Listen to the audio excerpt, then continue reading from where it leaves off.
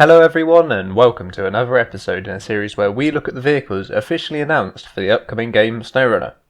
As you probably guessed from the title of this video, this episode is another double, where we're going to be looking at two highway trucks so that we can compare and contrast them and predict their usefulness.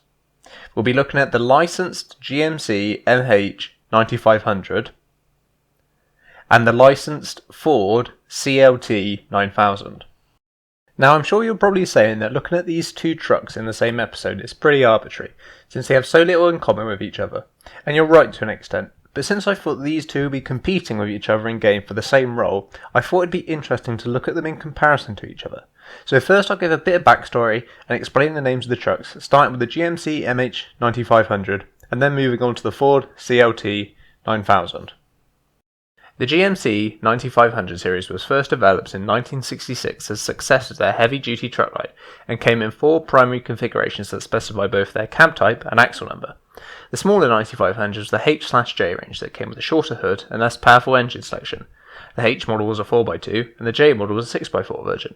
In a similar vein, the C/M variants had a longer hood which gave a more powerful selection of engines. C was the 4x2 version and M was the 6x4 version.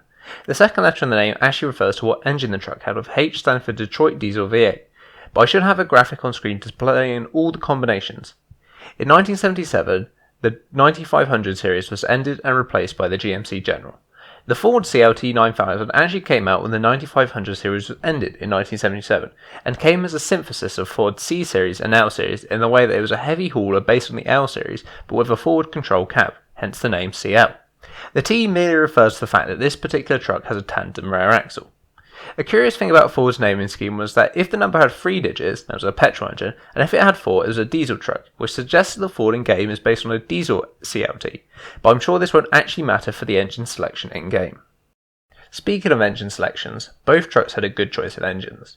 The GMC MH was fitted with a Detroit Diesel 9.3 litre V8 that came in 3 horsepower options of 242, 265 and 289 from smallest to biggest. The GMC MC, however, was fitted with a Cummins 14 litre inline-6 diesel engine with horsepower options of 260, 319 and 325. Finally, the GMC MB was fitted with a pretty unique Cummins 285 horsepower 14.8 litre diesel V8 that I've never seen before making these videos.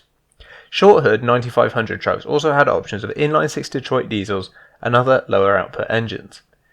As standard, the Ford CLT9000 was fitted with a 300 horsepower Cummins 14 litre diesel inline-6, but could be upgraded to a 350 or 400 horsepower variant of the standard engine, as well as the same 9.3 litre diesel V8s that the GMC came with, in the same 242, 265 and 289 horsepower versions.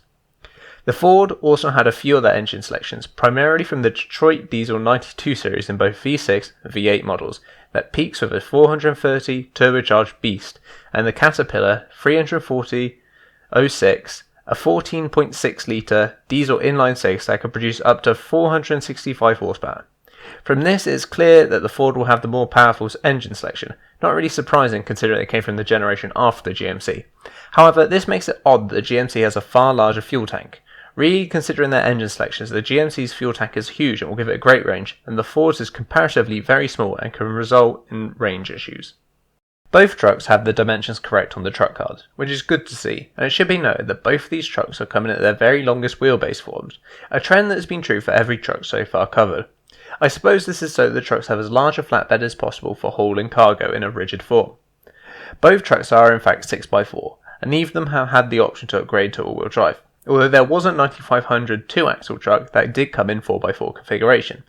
I can't find anything about differential locks on either of the vehicle, which makes me slightly skeptical of whether the 9500 could actually be upgraded to have differential locks. However, this difference will give the GMC a huge advantage over the Ford in light off-roading situations.